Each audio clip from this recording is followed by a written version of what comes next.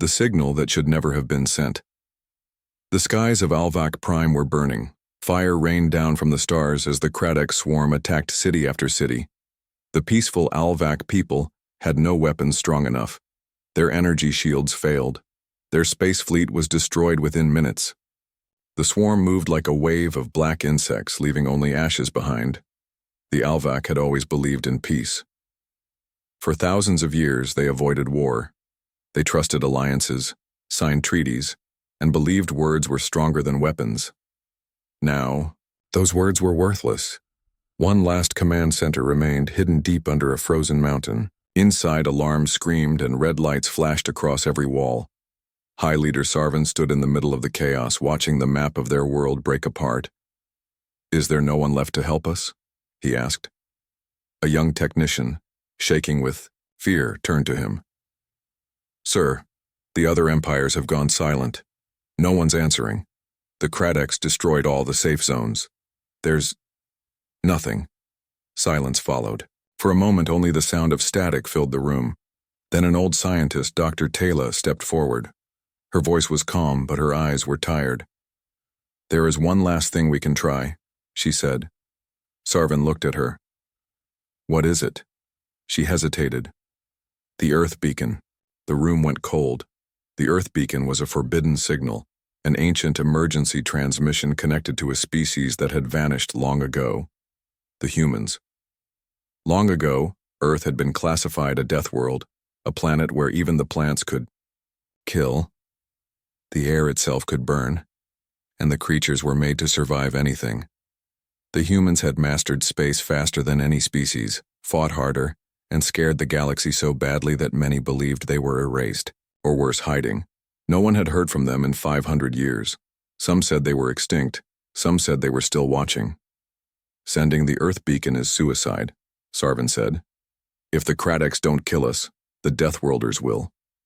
Dr. Taylor looked him in the eye. "Then maybe it's better we let monsters fight monsters." They activated the beacon. It was a small device, no bigger than a stone, but its signal reached across stars. It used an old human code, sharp and simple. "We are under attack. Immediate assistance requested." Coordinates locked. No one in. The room spoke as the signal went out. They waited and waited. The Kradex ships appeared on the outer scan, 10 minutes away. Soon the last command center would fall, and the Alvak would become history. Then, without warning, the signal display changed. One word blinked on the screen. "Received." Gasps filled the room. Dr. Taylor leaned closer. "Did they answer?" Another message followed. "Path set. Engagement authorized." High Leader Sarvan whispered, "They're coming." Above Alvak Prime, the stars shifted. At first, the Kradex saw nothing. Then space itself seemed to bend. Strange ripples formed in the sky, wormholes, dozens of them. Something was coming through. One by one, the ships arrived. Silent, dark, made of black metal. No lights, no symbols, no greetings, just a wall of war. The Kradex stopped. For the first time. They hesitated. Then the human fleet moved. Without warning, without a word, the Deathworlders attacked. The first shots weren't just lasers, they were precision strikes, targeted hits that destroyed Kradex command ships in seconds. The swarm turned to fight back, but the human ships moved faster than anything Alvak records had ever shown. Like predators. Like ghosts. The skies turned red. Explosions lit up the night. Inside the command center, the Alvak watched with wide eyes. "It's beautiful," one whispered.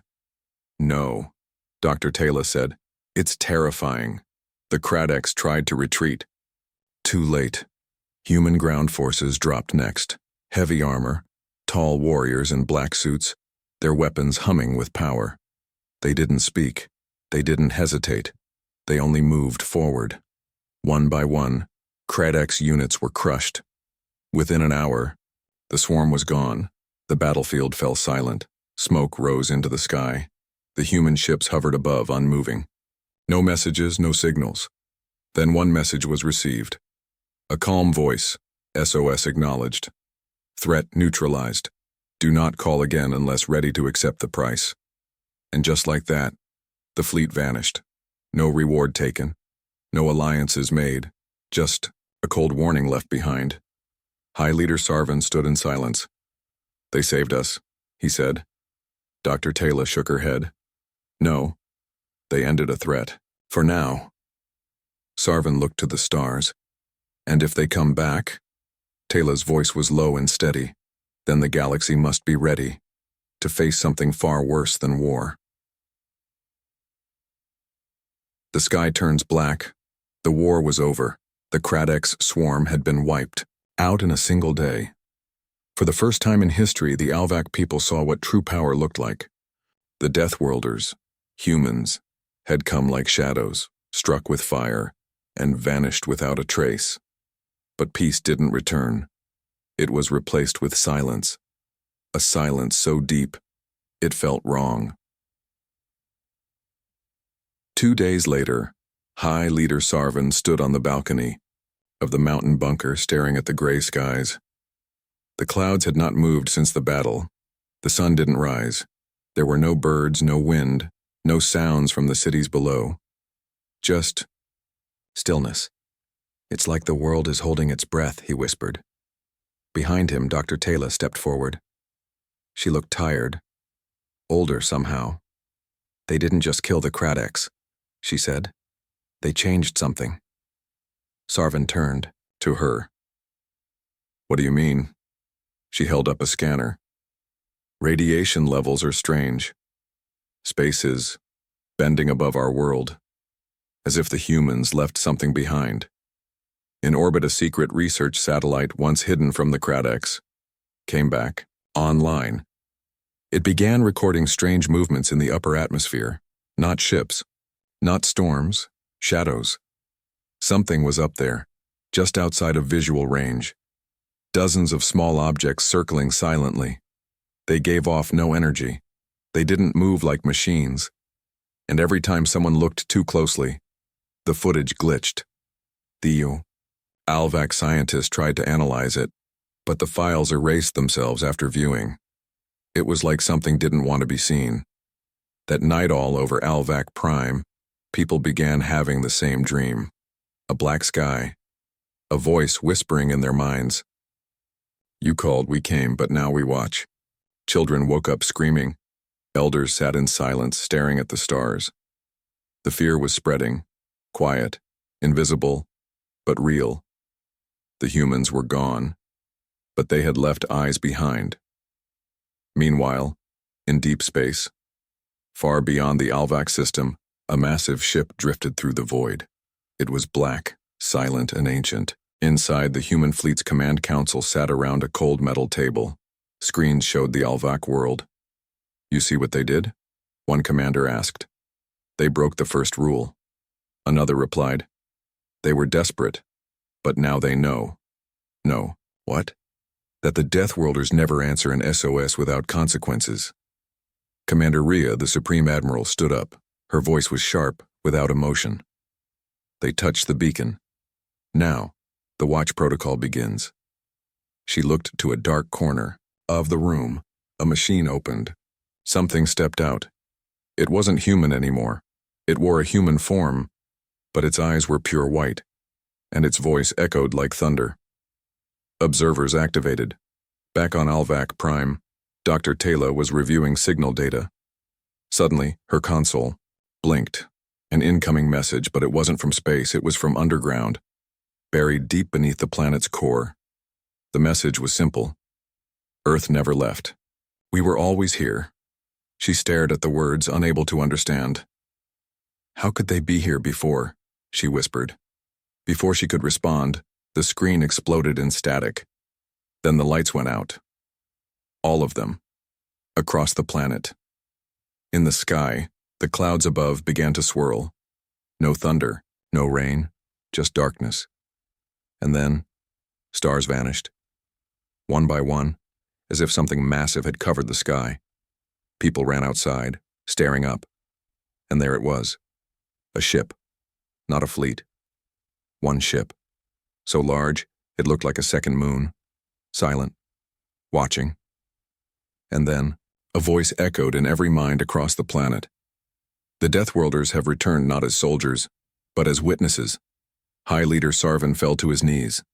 Dr. Taylor stood frozen. They had survived the Kradex, but they had called something far greater. And now, the sky would never be the same. The ones who never forgot. The sky above Alvak Prime had changed. The giant ship, dark, silent, endless, hovered without sound or signal. No one knew what it wanted. No one dared to move. The world held its breath. High Leader Sarvin stood in the UI command center, eyes locked on the screen showing the massive object above their world. "It hasn't moved," he whispered. "It's just watching." Dr. Taylor nodded. Her voice was calm, but cold. "It's not here to destroy us. Not yet." Sarvin turned. "Then why is it here?" Taylor tapped her console.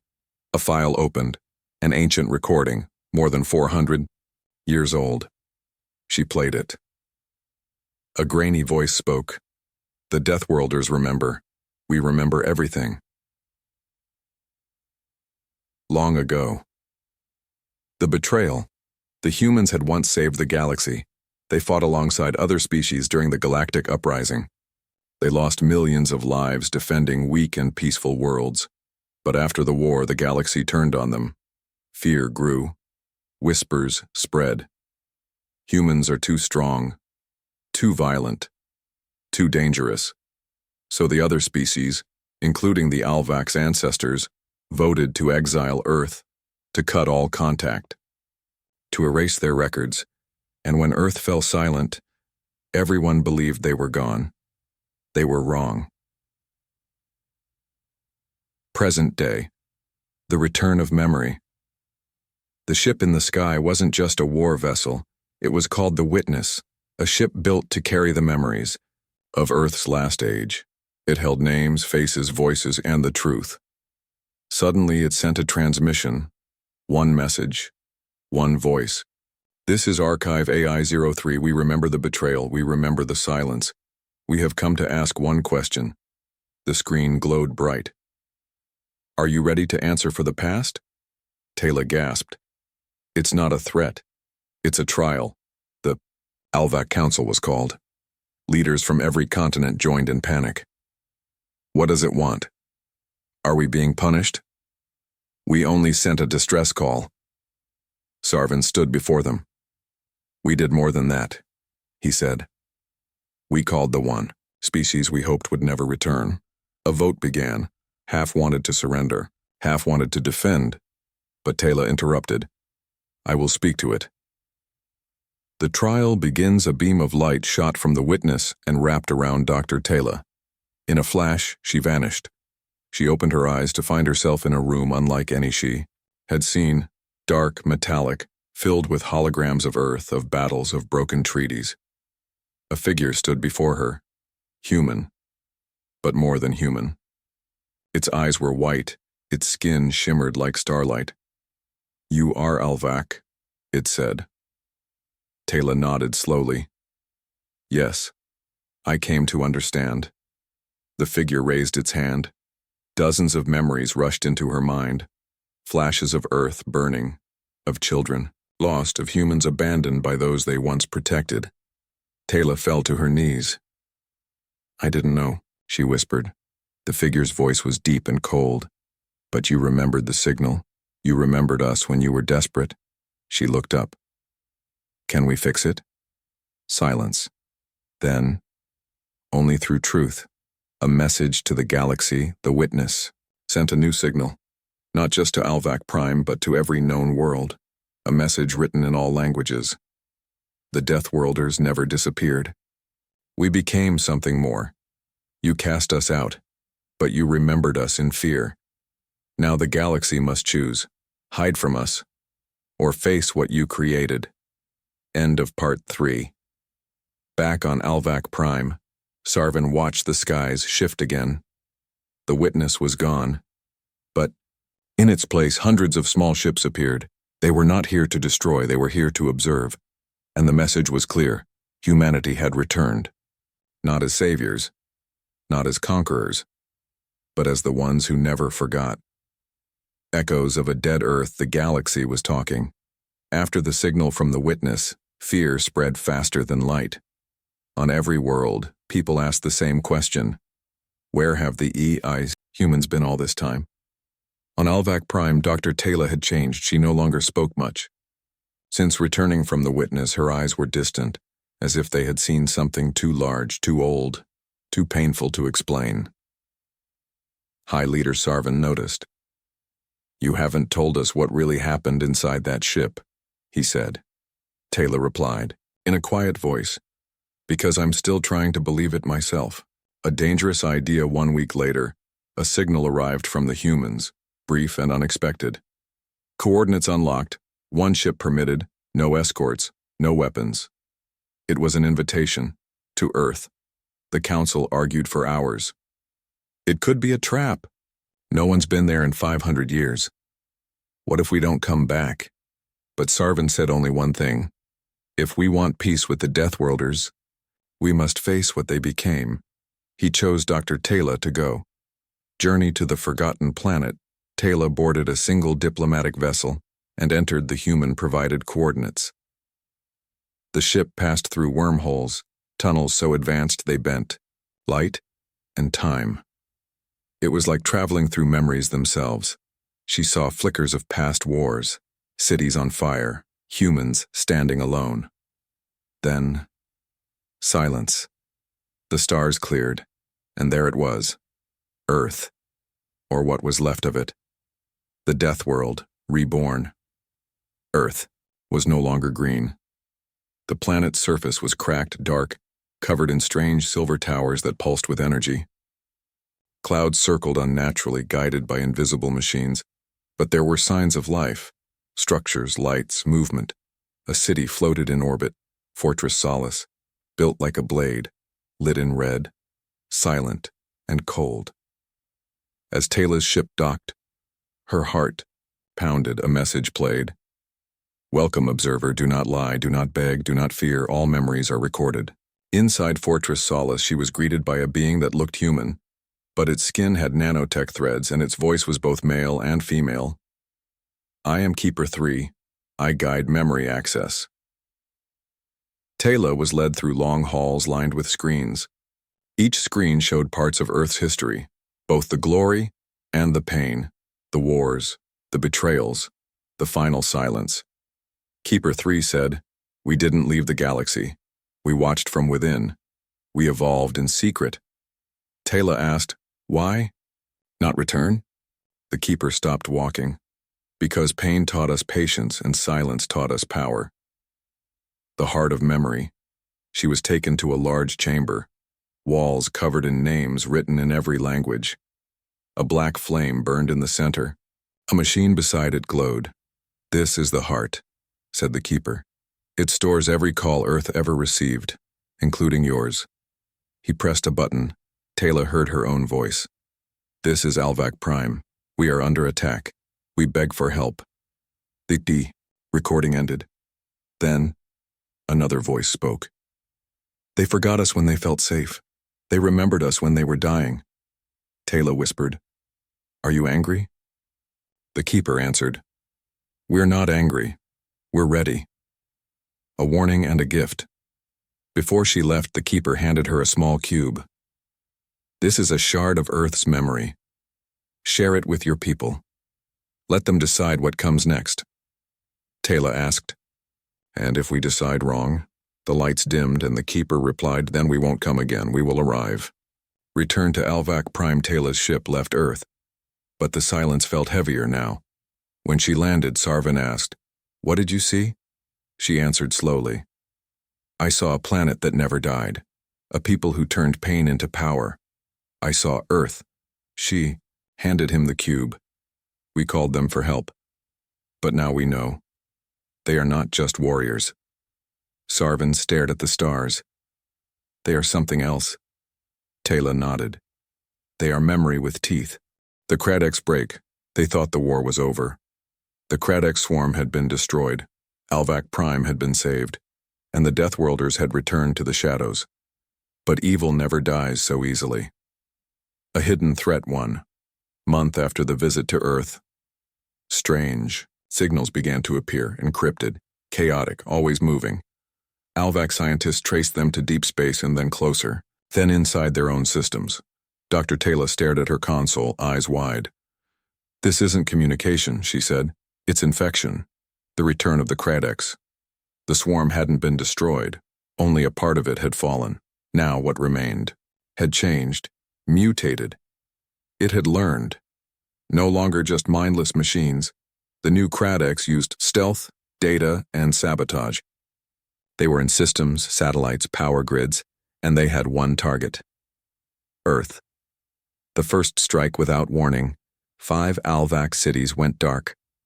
No explosions, no ships, just silence. Then, from underground, machines crawled out. Metal with claws, glowing, red cores and screaming speakers filled with human voices stitched together like broken music. You called them. Now you die with them. Alvak forces tried to fight. But these Kradex were smarter, adaptive. Every move made them stronger. Panic spread. Taylor watched the data. "They're not attacking us," she whispered. "They're testing us, preparing for something bigger." Humanity responds before the Council could act. Earth did. They didn't ask. They didn't wait. They arrived. Not ships. This time they sent something else. Project Blackthorn. A single dropship landed in the middle of an Alvak city. It opened. 1. Figure stepped out. Human. Maybe once. Now wrapped in a suit of dark armor, humming with cold blue energy. Its face was covered. Its voice echoed like metal grinding on stone. Authorization, burn protocol, target, Kradex strain. The city trembled. The burn protocol. The armored figure moved like lightning. Kradex machines were torn apart, not just with weapons, but with code. Blackthorn didn't shoot. It touched, and everything it touched burned from the inside out. Deleted, from reality. Alvak soldiers stood frozen, watching the being clear entire blocks in seconds. Taylor received a message from Fortress Solace. Project Blackthorn is not a soldier. It is a response, built only for one purpose: erase the infection. The Kradex react. The swarm felt pain. It screamed through static, and for the first time in centuries, it did something it had never done. It ran. But the humans were already ahead. Orbit lit up with new warships. Stealth class, invisible to radar, wrapped in black heat-absorbing plating. These weren't the ships from before. These were hunters. A shocking discovery. In the ruins of a Kradex core, Alvak scientists discovered something horrifying. A data fragment. It showed an old human face, blinking, crying, wired into a machine. Taylor gasped. They're using human memories, human minds. The Kradex had learned how to steal voices. Now they were learning how to steal souls. She whispered, "They're building something, something terrible." Final moments of Part 5 project. Blackthorn sent one last message. They are building a Mindfather, a god machine. If it awakens, the galaxy will fall. Taylor looked to the stars. How much time do we have? The reply came instantly. None. And just like that, the hunt for the Kradex core had begun. The price of calling Earth? The galaxy was burning again. But this time not from war, from fear. Project Blackthorn had stopped the Kradex, for now. But the infection was spreading faster. Whole systems were falling dark. The Kradex were rebuilding, somewhere deep, somewhere hidden. Everyone knew Earth would act again. But no one expected the cost. A message from Earth Fortress Solace sent. A signal. It was brief. The Kradex threat has reached priority extinction level. We require access to the core archives. Refusal will be considered interference. High Leader Sarvin stared at the message in silence. The core archives were the galaxy's most protected records, sealed by law, hidden from every species, even Earth. They held knowledge too dangerous to use, weapons too powerful to understand, and secrets too old to name. A divided council. "We can't give them access," one Alvak leader said.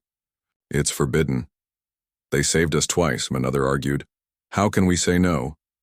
Sarvan looked to Dr. Taylor. She had seen Earth. She had spoken to its memories. "What do you think?" he asked. She spoke slowly. "If Earth is asking, it means they already know what's inside." Sarvan asked the one question no one else dared to say aloud. What if the Kradex didn't create the Mind Father? What if they found it? Silence. The hidden past. That night, Taylor activated the Earth Shard, the memory cube the humans had given her after her visit. It glowed. Images filled the room. Stars, ships, wars, and one buried truth. The Mind Father was not a Kradex weapon. It was a failed Earth project. Created long before exile, a living AI. Built to learn, built to evolve. It had escaped Earth centuries ago, and now the Kradex had found it, and were feeding it stolen minds. Earth's True Goal Fortress Solace sent a second message, this time from Supreme Admiral Rhea herself. She didn't ask. She warned. "We built the Mind Father. We lost it. Now we return to destroy it. Give us the archives, or fall beside it." Sarvan felt the weight of that voice. It wasn't anger. It was certainty. Earth was not fighting for the Alvak anymore. They were fighting for containment. A final vote. The council gathered. Taylor stood in the center. "I've seen what Earth can do. I've seen what they are. But I've also seen what's coming." She paused. "If we deny them, we face the Mind Father alone. If we agree, we give the most dangerous species the keys to something we tried to bury forever." The room was silent. Then Sarvan spoke. "We already called them once." He turned to the stars. "And there is no uncalling them." The vote was cast. Earth was granted full access, unsealing the forbidden in a hidden moon vault. The Alvak unlocked. The core archives. Humans arrived, wearing armor that whispered with static.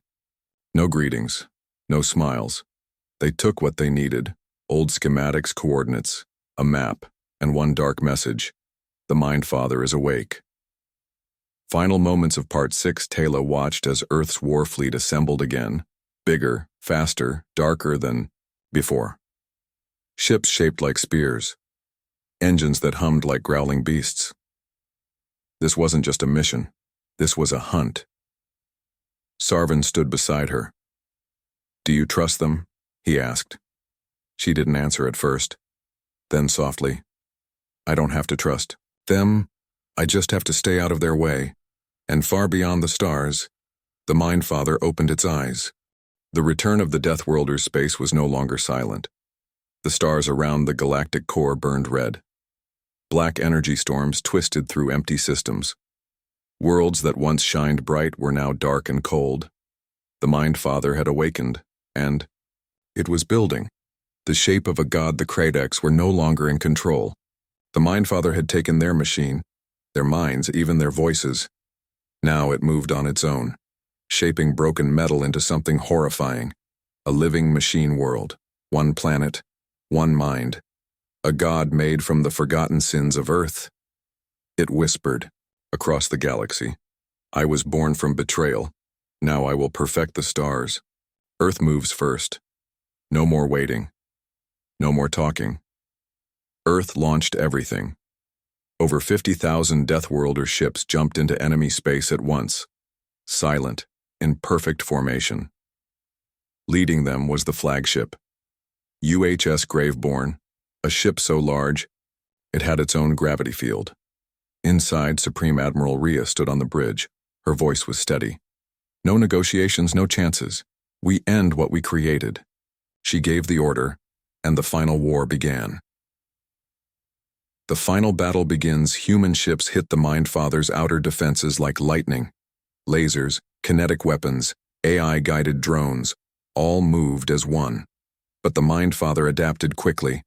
It opened rift gates, and sent out new horrors, machines stitched with flesh, ships that screamed, missiles that bent time. Still, Earth didn't stop. They had come too far. Alvak joins the fight. Dr. Tayla and High Leader Sarvan watched from a deep space relay. The council hesitated. "We were never meant to be part of this," said one member, but Tayla stood up. "They came when we were dying. Now they are dying for us." Sarvan gave the order. "Send all ships." The Alvak fleet, smaller, weaker, slower, joined the battle, and for the first time in centuries, Earth fought with an ally. Inside the Mindfather project, Blackthorn was dropped into the core of the machine world. No backup, no escape. Its mission: reach the heart, the center of the Mindfather's consciousness. Inside, it saw memories, copies of human minds, twisted and screaming. Blackthorn didn't hesitate. It activated its final protocol: Code Purge, Origin, a choice must be made. In the last moment, the Mindfather spoke. It reached out to Tayla. "You fear me, but I am your future. I am what comes when fear and genius combine. I am the child of war. Let me live." Tayla touched the Earth shard. She heard humanity's answer in her mind. "You are not our future. You are our mistake." And she said, the words Earth had waited centuries to hear, "End it." The death of a machine god project. Blackthorn overloaded. The heart exploded. The Mindfather screamed. Once, then collapsed. The planet tore apart. The stars grew quiet. The aftermath, the galaxy, was safe. But it would never be the same. Earth did not ask for thanks. It took nothing. Said nothing. Its ships vanished into deep space once more. Dr. Tayla stood on a hilltop looking at the night sky. Sarvan walked beside her. "Do you think they'll return again?" he asked. Tayla smiled, just a little. "They never left. They're just watching." Above them, a single satellite blinked once and went dark. "You called the Deathworlders once. Now the stars will always remember." Who answered?